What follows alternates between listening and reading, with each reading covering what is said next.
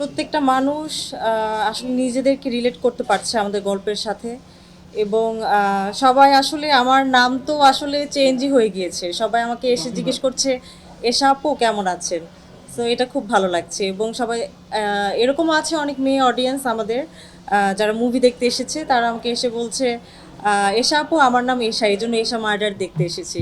So খুবই ভালো লাগছে এবং আসলে আমাদের এই গল্প তো আসলে সমাজকে ঘিরেই, সমাজের একটা ঘটনাকে উল্লেখ করেই আসলে গল্পটা। সো সবাই নিজেদেরকে রিলেট করতে পারছে।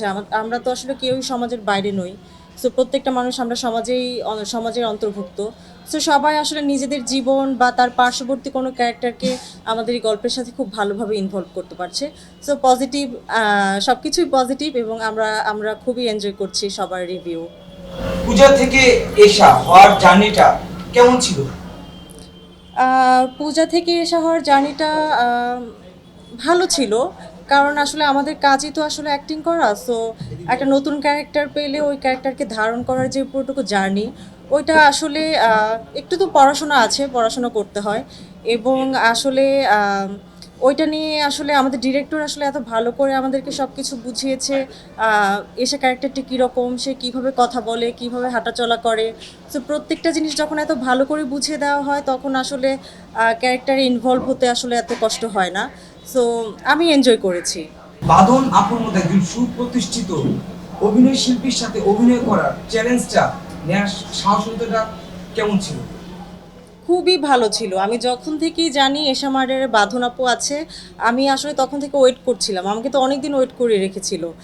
Almost 1 month. সো ওয়েট করেছি কখন আসলে অডিশন দেওয়ার পরে আমি কি সিলেক্টেড হব কি হব না।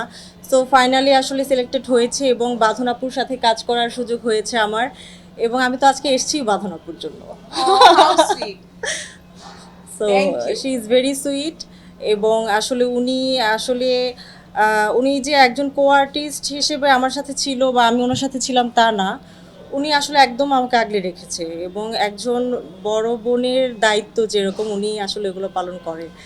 উনি জানে হাউ টু আই মিন কাকে কিভাবে আসলে আহ, একজন কো আর্টিস্টকে কীভাবে আসলে সম্মান করতে হয় এবং সে মানে তার থেকে ছোট হোক বা বড় হোক সে জানে আসলে বাঁধন আপু জানে কীভাবে একজন কো আর্টিস্টকে সম্মান করতে হয় এবং তাকে ওই মানে যে বয়সের তাকে কিভাবে আসলে রেসপেক্ট করতে হয় এই জিনিসটা ওনার মধ্যে অনেক এবং আমিও আসলে এগুলো শিখছি। আমার খুব ভালো লাগছে। সো আমার কাছে একদমই চ্যালেঞ্জিং মনে হচ্ছে না। আমি অনেক কিছু শিখছি তার কাছ থেকে।